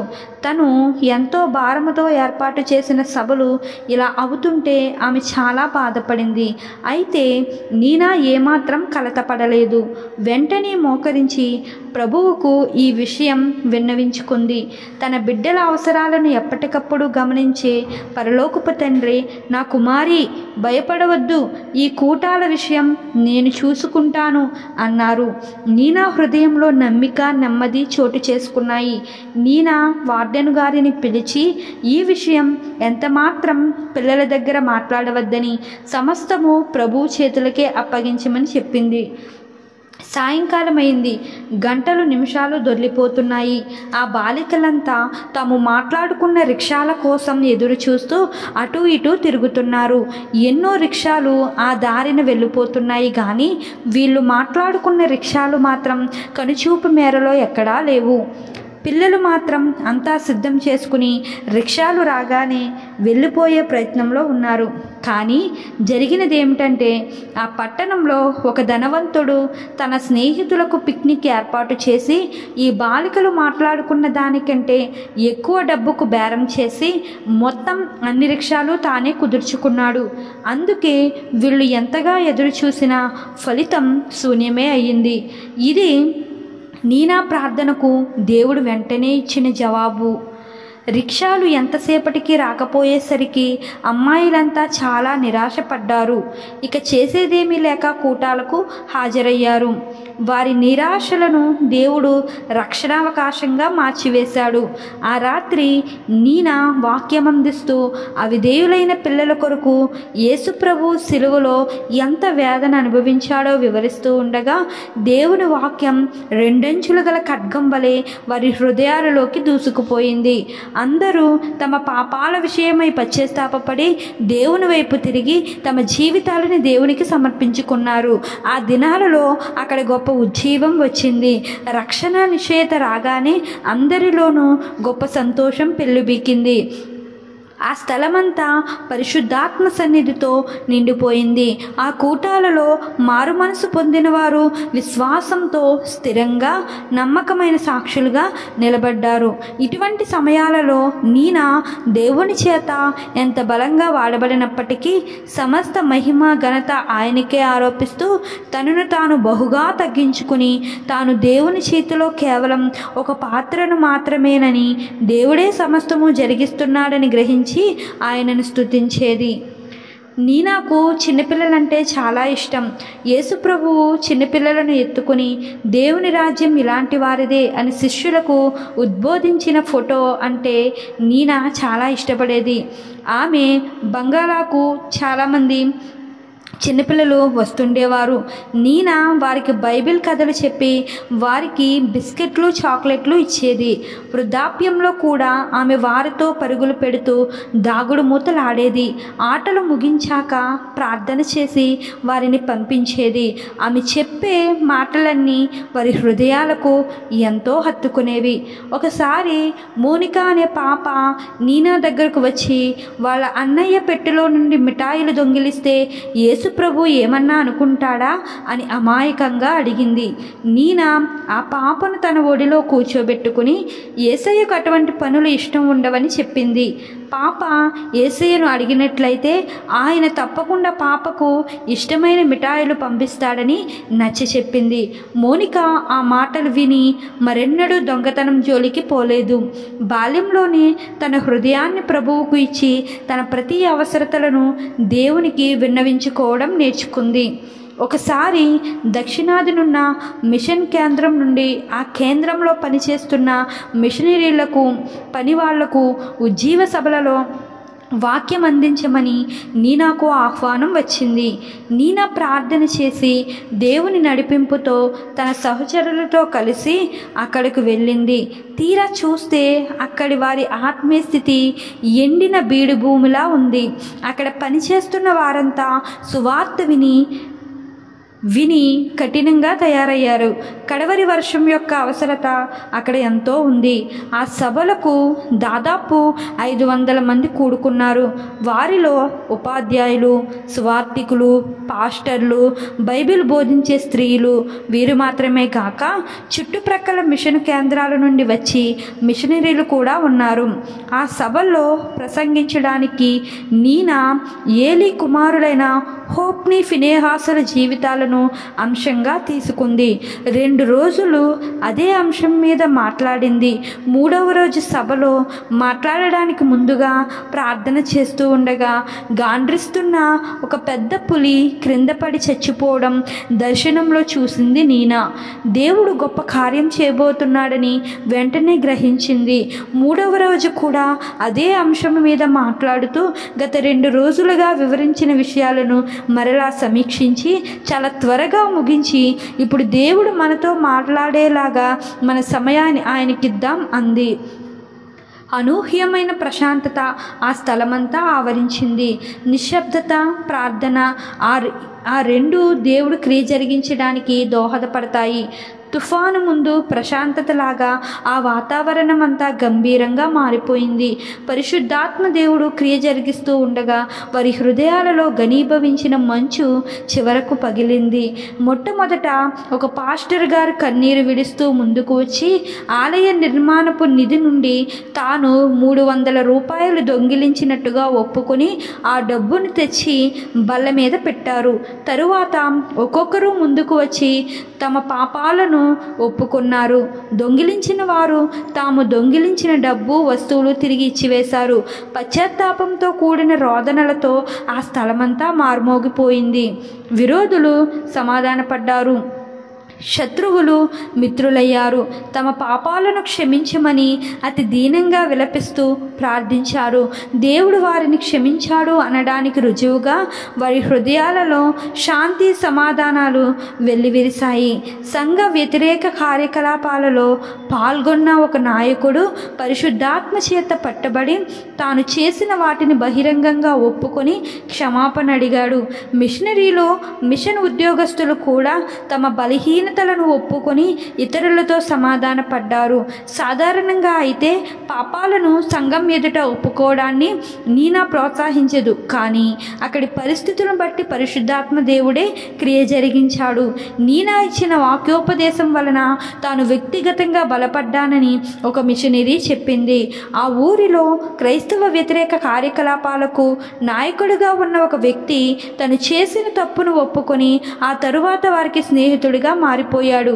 అంతేకాదు, అతడు ఆ రాత్రి సంఘస్థులందరికీ మంచి విందు కూడా ఏర్పాటు చేశాడు. ఆ విందులో నీనా, ఆమె స్నేహితులు కూడా పాల్గొన్నారు.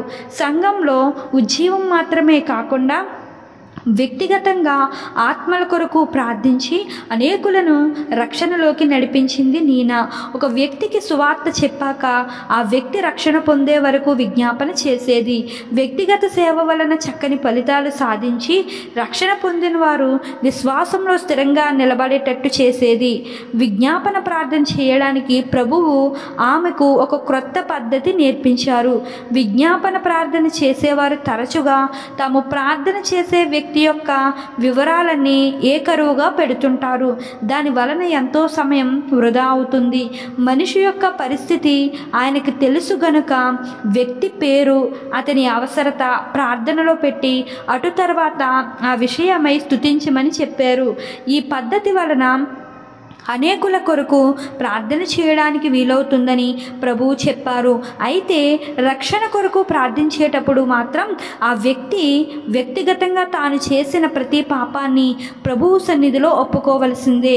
విజ్ఞాపన ప్రార్థన చేసేవారు ఎక్కువ మంది కొరకు ప్రార్థన చేయడానికి ఈ పద్ధతి ఎంతగానో ఉపయోగపడుతుంది. ఇవన్నీ కావలనని మీ పరలోకపు తండ్రికి తెలియను. మత్తయి సువార్త 6:32. కాగా దేవుడు తన ఐశ్వర్యం చొప్పున క్రీస్తు యేసునందు మహిమలో మీ ప్రతి అవసరము తీర్చును. ఫిలిప్పీయులకు రాసిన పత్రిక 4:19. ఇంగ్లాండ్లో ఉండగా దేవుడు తనకిచ్చిన వాగ్దానాలు నీనా పూర్తిగా నమ్మింది. తన పరిచర్య కొరకు తన బిడ్డలను పిలిచిన తండ్రి నమ్మదగినవాడు. పరమ తండ్రి శాశ్వతమైన బాహువులు ఆమెను ఆదుకొని ఆమె ప్రతి అవసరతను తీర్చాయి. ఒక ద్వారం మూయబడితే దేవుడు మరొక ద్వారాన్ని తెరుస్తాడని ఆయన బిడ్డలకు తెలుసు. నీనా ఆర్థిక అవసరతలను దేవుడు ఎలా తీర్చాడో చూద్దాం. విశ్వాస జీవితపు ప్రారంభ దినాలలో నీనాకు కొంత డబ్బు అవసరమైంది. అయితే నీనా ఏమాత్రం సందేహించకుండా తన పరలోకపు తండ్రి మీద పూర్తి నమ్మిక ఉంచి ఆయనని స్తుతిస్తూ వేచి ఉన్నది. ఒకరోజు ఆమె బంగ్లా ముందు 2 కాకులు ఒక కాగితం కోసం పోట్లాడుకుంటున్నాయి. కాగితం కోసం కాకులు పోట్లాడుకోవడం ఏమిటి అని నీనా దగ్గరికి వెళ్ళి చూసేసరికి అది ఒక 100 రూపాయల నోటు. ఆ డబ్బును ఏ కాకి ముందుగా నీనాకు ఇవ్వాలి అని పోట్లాడుకుంటున్నట్టుగా ఉంది ఆ సన్నివేశం. నీనా ఆ నోటు తీసుకుని ప్రార్థన చేసి అది ఎవరి కోసమో అని ప్రభువుని అడిగినప్పుడు అది ఆమె కొరకే పంపించబడినదని, ఆమె చెల్లించవలసిన బకాయిలు చెల్లించమని ప్రభువు చెప్పాక నీనా సంతోషంతో దేవుని స్తుతించి తన అవసరతలు తీర్చుకుంది. నీనా ప్రకటన గ్రంథం మీద చేసిన ప్రసంగాలను పుస్తక రూపంలో అచ్చువేయమని అనేక సంఘాల వారు కోరారు. నీనా ఈ విషయం ప్రార్థనలో పెట్టి ఇలాగూ పుస్తకం ముద్రించబడడం దేవుని చిత్తమైతే అందుకు అవసరమైన ఆర్థిక సహాయం పంపించమని అడిగింది. కొద్ది రోజుల తరువాత పుస్తక ప్రచురణకు గాను దేవుని చేత ప్రేరేపించబడి ఎవరో ఒక వ్యక్తి ఆమెకు 2000 రూపాయలు పంపించారు. ఆ డబ్బుతో నీనా ప్రకటన గ్రంథం మీద వ్యాఖ్యానాలు అనే పుస్తకాన్ని ముద్రించింది. అది అనేకులకు ఆశీర్వాదంగా ఉంది. ఆ పుస్తకము 300 పేజీలు కలిగి ఉండి చక్కని వివరణతో నిండిన విలువైన పుస్తకము. చేసిన అప్పులు తీర్చడం అనేది క్రైస్తవుని యొక్క విధి అని నీనా నొక్కి చెబుతూ ఒక సంఘటన ఉదహరించింది. ఒకసారి వేసవిలో నీలగిరి కొండ ప్రాంతాలకు వెళ్ళి తన వలె విశ్వాసపు సేవలో ఉన్న ఒక మిషనరీతో కొద్ది రోజులు ఉన్నది. ఆ మిషనరీ ఒక వ్యక్తికి 600 రూపాయలు చెల్లించవలసి ఉండగా ఆమె వద్ద ఆ బకాయిలు చెల్లించడానికి ఏమీ లేదు. సరిగదా ఏ విధమైన సహాయం అందే సూచనలు కూడా ఏమీ లేవు. ఆ మిషనరీ ఎంతో ఆందోళనతో నీనాకు ఆ విషయం చెప్పి ప్రార్థన చేయమని కోరింది. నీనా ప్రార్థన చేసినప్పుడు గడువులోపునే ఆ డబ్బు పంపబడుతుందనే జవాబు వచ్చింది. తాను పొందిన వాగ్దానాన్ని నీనా ఆమెకు చెప్పగానే ఆమె భారం తాత్కాలికంగా తగ్గింది. కానీ డబ్బు చెల్లించవలసిన రోజు దగ్గర పడుతున్న కొద్దీ ఆమెలో మరలా ఆందోళన హెచ్చయింది. ఏ విధంగానూ డబ్బు అందే సూచనలు కనిపించడం లేదు. చివరికి ఇంకా భరించలేక తనకు లేనిపోని ఆశలు ఎందుకు కల్పించావని నీనా మీద నిష్ఠూరం వేసింది. అయితే నీనా ఏమాత్రం బాధపడక తాను ఇచ్చిన వాగ్దానం వ్యక్తిగతంగా తాను ఇచ్చినది కాదని దేవుడే ఆమెకు ఆ వాగ్దానాన్ని దయచేశాడని చెప్పి మరలా ప్రార్థన చేసి ఆమెకు ధైర్యం చెప్పి స్నానానికి వెళ్ళింది. ఆ మిషనరీ ఇంకా ప్రార్థనలో పోరాడుతూ ఉండగా ఆమె ప్రార్థన వినబడిందనే నిశ్చయత దేవుడు ఆమెకు దయచేశాడు. ఇంతలో తలుపు తట్టిన చప్పుడైంది. తలుపు తెరవగానే ఒక హిందూ వడ్డీ వ్యాపారస్తుడు పంపించిన మనిషి ఆమెకు ఒక కవర్ ఇచ్చి వెళ్ళిపోయాడు. ఆ కవర్ విప్పితే దానిలో ఒక ఉత్తరంతో పాటు 500 రూపాయల చెక్కు కూడా ఉంది. ఆ మిషనరీ ఆ ప్రాంతాలలో చేసిన నిస్వార్థమైన సేవకు బహుమానంగా ఆ డబ్బు పంపించబడిందని ఆ ఉత్తరంలో వ్రాయబడింది. ఆ డబ్బు పంపించిన సామి గొప్ప దాతృత్వం గలవాడేమీ కాదు, సరిగదా చాలా పిసినారిగా కూడా పేరు పడ్డవాడు. ఆ మిషనరీ ఎంతో సంతోషంతో నీనా వద్దకు పరిగెత్తుకు వెళ్ళి ఆ ఉత్తరం చదివి వినిపించింది. అయితే ఆ సంతోషం ఎంతోసేపు నిలవలేదు. ఎందుకంటే ఇంకా 100 రూపాయలు కావాలి. ఈసారి వారు మరలా ప్రార్థన చేస్తుండగా దేవుడు నీనా తన ప్రయాణపు ఖర్చుల కొరకు దాచుకున్న 100 రూపాయలు ఆ మిషనరీకి ఇమ్మని చెప్పాడు. నీనా దేవుని మాటకు వెంటనే విధేయత చూపించి తన దగ్గరున్న 100 రూపాయలు ఆమెకి ఇచ్చేసింది. ఆ మిషనరీ ఎంతో ఆశ్చర్యపోయి, రేపు మీరు ప్రయాణం ఎలా చేస్తారు అని అడిగింది. దేవుని మాటకు విధేయత చూపిస్తే దేవుడే తన అవసరతలను తీరుస్తాడని నీనా చెప్పింది. ఆ మిషనరీ సకాలంలో డబ్బు మొత్తం చెల్లించి తన మాటను నిలబెట్టుకుంది. మరుసటి రోజు నీనా ప్రార్థనలో కనిపెడుతూ ఉండగా పోస్టు ద్వారా 600 రూపాయలు పంపించబడ్డాయి. ఒక విశ్వాసి తన దగ్గర ఉన్న డబ్బును ఖర్చు పెట్టే విషయంలో ప్రార్థన చేస్తుండగా నీనాకు ఆ డబ్బును పంపమని నడిపింపు వచ్చింది. ఆ నడిపింపుకు లోబడి అతడు నీనాకు ఆ డబ్బు పంపించాడు. ఈ విషయాలను విన్న మరో 2 మిషనరీలు అదే పరిస్థితిలో ఉన్న తమ కోసం కూడా ప్రార్థన చేయమని నీనాను బ్రతిమలాడారు. నీనా మొదట అందుకు అంగీకరించకపోయినా వారి పరిస్థితి చూసి జాలిపడి వారి కొరకు కూడా ప్రార్థన చేసింది. నీనా ప్రార్థన ఫలితంగా 6 నెలల నుండి రాని సహాయం ఆ రోజే వచ్చింది. నీనా ప్రార్థనల వలన ఎంతగానో మేలు పొందిన ఒక యవనస్తుడు ఆమెకు కొంత డబ్బు పంపాలని ప్రేరేపించబడ్డాడు. ఆ డబ్బు పంపించిన యువకునికి ఆమె పుట్టినరోజు తేదీ తెలియదు. అయితే ఆ డబ్బు సరిగ్గా నీనా జన్మదినాన అందింది. ఆ తరువాత ఈ విషయం తెలిసి అతడు ఎంతో సంతోషించాడు. నీనా కూడా తన స్నేహితులతో పేదవారికి అనేక ప్రత్యేక సందర్భాలలో బహుమతులు పంపించేది. నీనా ఒకసారి మద్రాసులో ఉండగా ఒక తమిళ సువార్తకునికి 5 రూపాయలు ఇవ్వాలని నడిపింపు వచ్చింది. ఆమె ఆ రోజంతా ఎదురు చూసినా ఎవరూ రాలేదు. నీనాకు ప్రార్థనలో వచ్చిన నడిపింపు ప్రకారం ఆమె ఆ రోజే మద్రాసు విడిచిపెట్టాలి. ఆమె రైల్లో కూర్చున్నప్పటికీ తాను సహాయం చేయవలసిన సువార్తకుని కోసం ఆలోచిస్తూనే ఉంది. మరికొద్ది సేపటిలో రైలు కదులుతుందనగా ఒక సహోదరుడు ప్లాట్ఫామ్ మీద కరపత్రాలు పంచిపెడుతూ కనిపించాడు. నీనా వెంటనే తను సహాయం చేయవలసిన సువార్తికుడు ఇతడేనా అని ప్రభువుని అడిగింది. అవును అని ప్రభువు చెప్పగానే చప్పట్లు కొట్టి ఆయనను పిలిచి కొన్ని ఉత్తరాలు ఇచ్చి పోస్టులో వెయ్యమని ఒక కవరులో 5 రూపాయలు పెట్టి తీసుకోమని కోరింది. నిజానికి ఆ సహోదరునికి ఆ రోజంతా తిండి లేదు. అతని భార్య సనుగుడు మొదలుపెట్టింది. అయినప్పటికీ అతడు నమ్మకంగా ప్రభువు పనిచేస్తూనే ఉన్నాడు. నమ్మదగిన దేవుడు తన బిడ్డల అవసరతలు గుర్తించి తగిన సమయంలో సహాయం చేశాడు. ఇతరులకు సహాయం చేసే విషయంలో మనం వారికి ఎంతవరకు సహాయం చేయాలి అనేది ప్రభువుని అడిగి తెలుసుకోవాలనేది నీనా ఒకసారి ఒక సువార్తికుడు నీనా వద్దకు వచ్చి తనకు రైలు ఛార్జీల సహాయం చేయమని కోరాడు. నీనా అతనికి 3 రూపాయలు ఇద్దామనుకుంటూ గదిలోకి వెళ్ళి ఎంత ఇవ్వాలని ప్రభువును అడిగింది. 7 రూపాయలు ఇవ్వమని ప్రభువు చెప్పారు. వెంటనే నీనా 7 రూపాయలు ఆ సువార్తకునికి ఇవ్వగానే ఆయన ఎంతో సంతోషించి ఈ డబ్బు సరిగ్గా నా ఛార్జీలకు అవసరమైన మొత్తము అని చెప్పాడు. ఆ సహోదరుడు ఆ ప్రాంతాలలో చక్కని పరిచర్య చేశాడని ఆ తరువాత నీనాకు తెలిసింది. దేవుని చిత్తాన్ని తెలుసుకోవాలంటే మొదట్లో కొంత సమయం పడుతుంది. అయితే మనం చిన్న పిల్లల వలె ప్రతి చిన్న విషయానికి ఆయన మీద ఆధారపడటం అలవరుచుకుంటే దేవుడు వెంటనే మనతో మాట్లాడి తన నడిపింపును మనకు దయచేస్తాడు.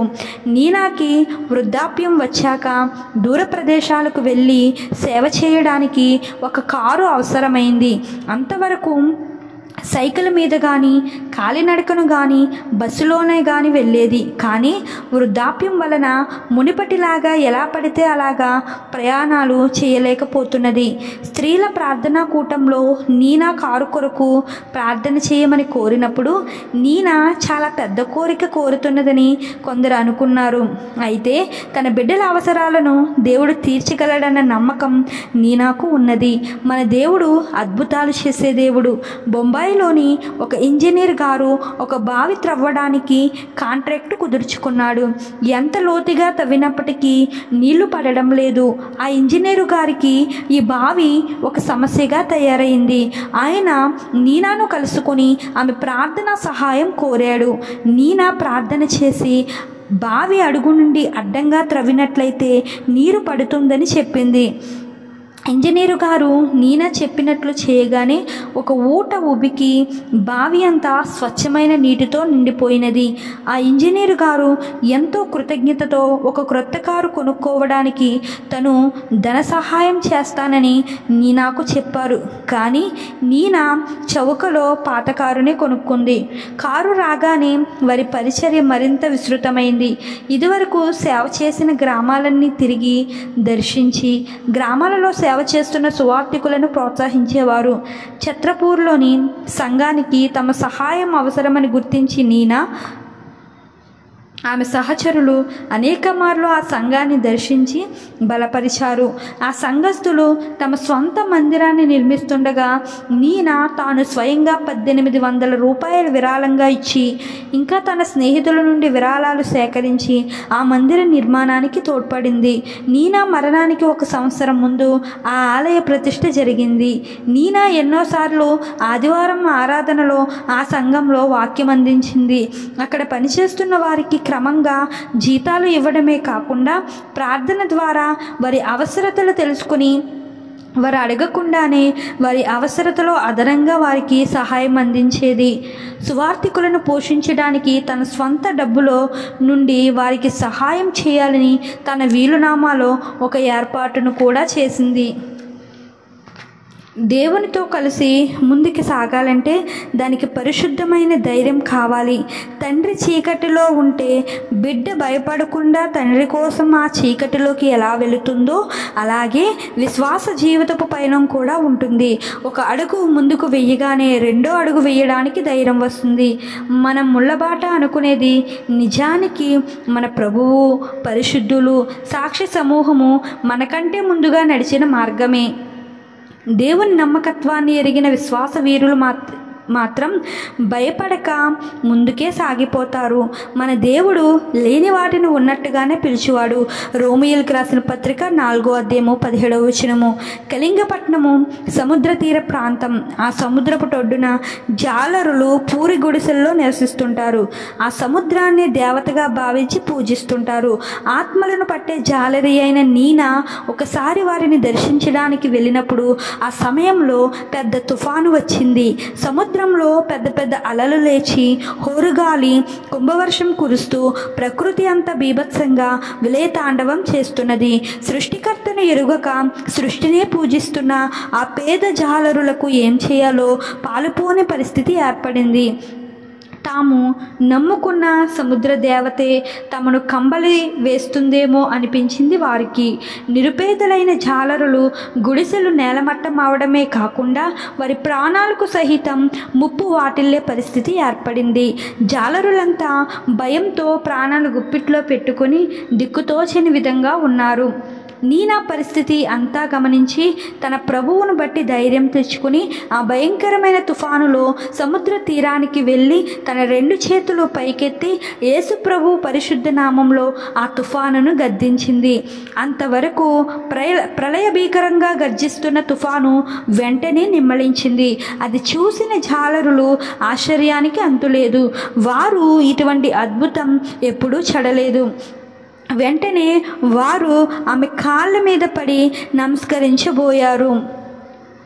కానీ నీనా వారిని వారించి, నిజదేవుడు సమస్త సృష్టిని సృష్టించినవాడు, మానవులందరి పాపాల కొరకు మరణించినవాడు, ఆయన యేసు ప్రభువునే పూజించాలని చెప్పి వారికి ప్రభువును గూర్చి వివరించి ప్రభువు వద్దకు వారిని నడిపించింది.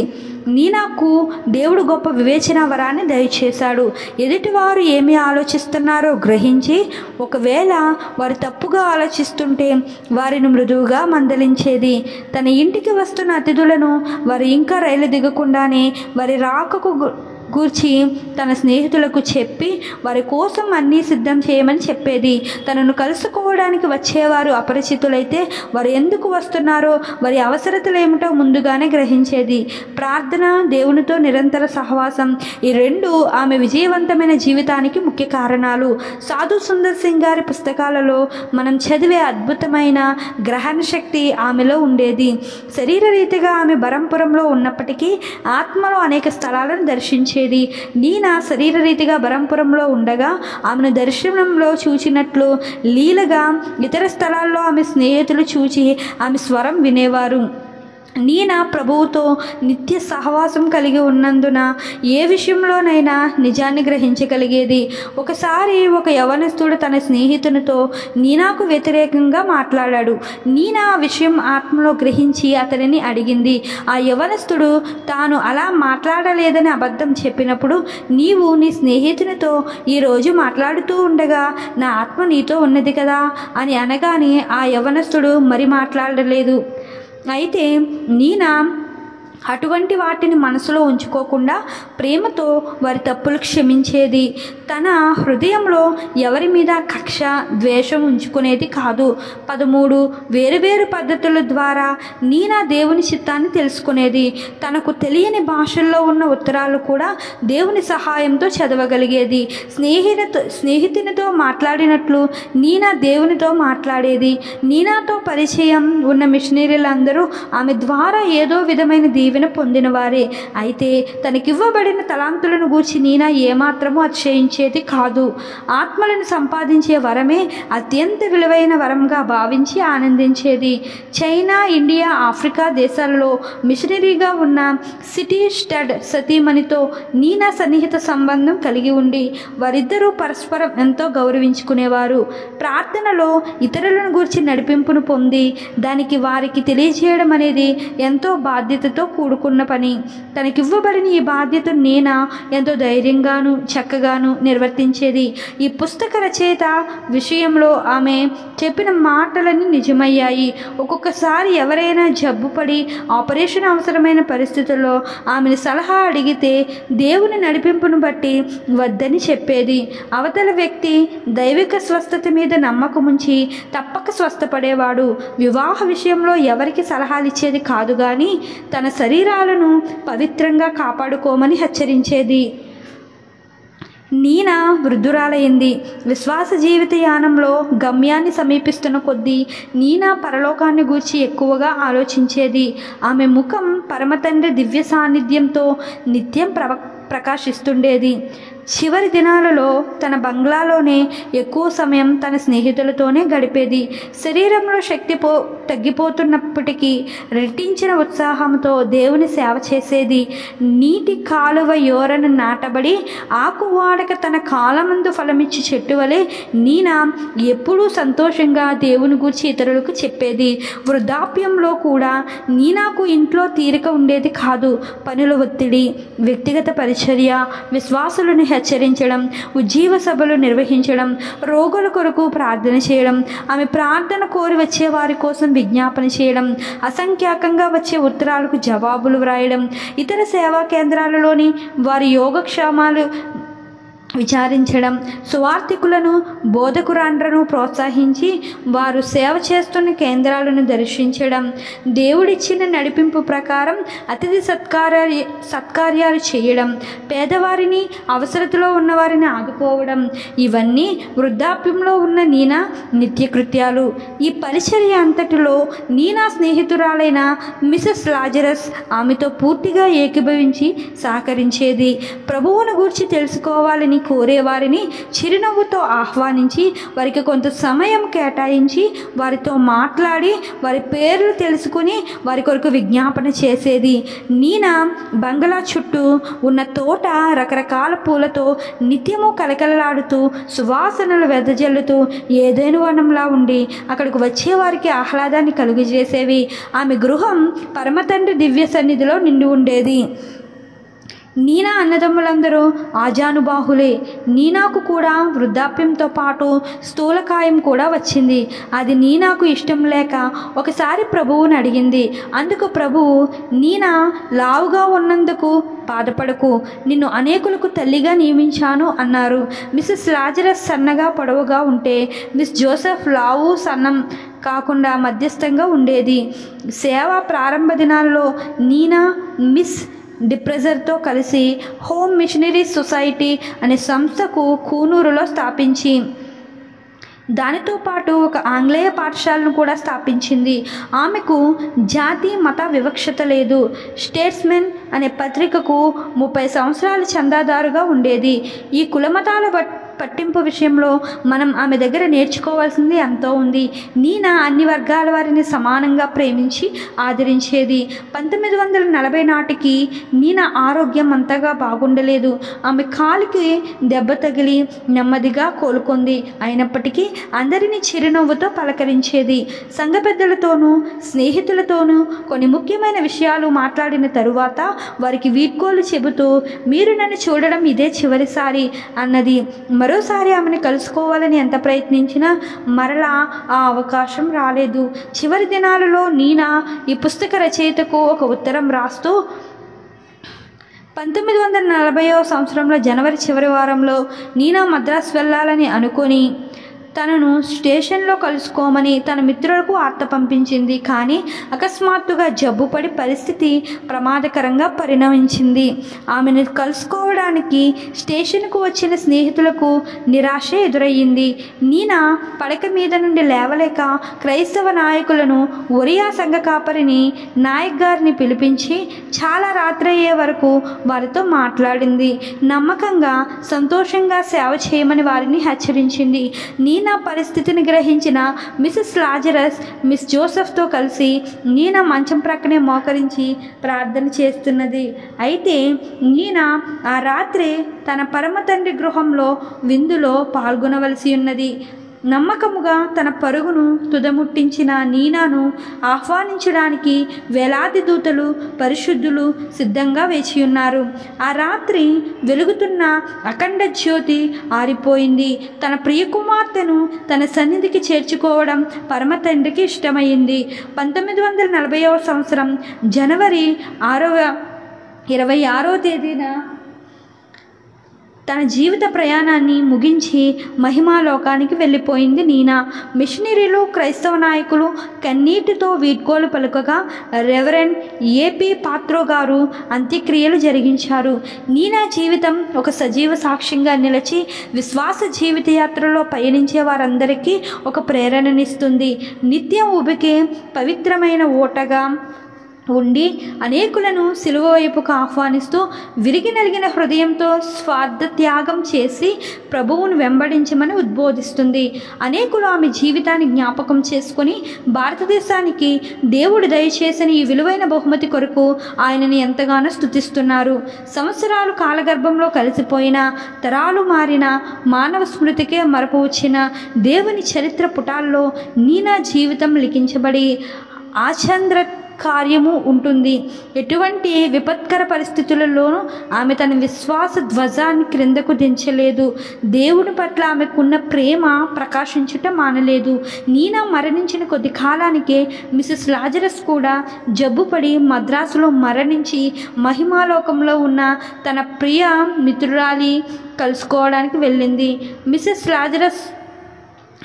లాజరస్ వీరిద్దరూ జంట గులాబీల వలె నూతన యెరూషలేములో పరిమళాలు వెదజల్లు తారనడంలో అతిశయోక్తి లేదు. వారి అడుగుజాడలు ఇతరులను ప్రేరేపించి ముందుకు నడిపించాయి. విశ్వాసయాత్రలో అలసిపోయిన యాత్రికులకు గమ్యాన్ని చేరడానికి స్ఫూర్తినిస్తాయి. వీరిద్దరూ నక్షత్రాల వలె నిరంతరము ప్రకాశిస్తూ మనం కూడా శ్రమించి ఆత్మలను సంపాదిస్తే ప్రభువుతో కూడా యుగయుగాల వరకు ప్రకాశిస్తూనే ఉంటాము అనే సత్యాన్ని ప్రబోధిస్తున్నారు. నీనా ఆత్మన్ యొక్క జీవిత చరిత్ర మనమందరము ఇప్పటి వరకు విన్నాము. నీనా ఆత్మన్ ఏ రీతిగా అయితే వివాహం చేసుకోకుండా తన జీవితాన్ని దేవుని కొరకు సమర్పించి యథార్థంగా జీవించి విశ్వాస విషయంలో వృద్ధి పొంది ఏ రీతిగా ఆమె బలపడిందో, దేవునితో ఎటువంటి సన్నిహితాన్ని కలిగి జీవించిందో, ఈ కడవరి దినాలలో మనము కూడా అటువంటి ఉన్నతమైన దేవునితో సహవాసం కలిగి జీవించి ఆమె వలె మనము కూడా జీవించటానికి, అటువంటి సన్నిహిత సంబంధం దేవునితో కలిగి ఉండడానికి ప్రయత్నిద్దాం. అటువంటి కృప దేవుడు మనందరికీ అనుగ్రహించునుగాక. ఆమేన్. Praise the lord.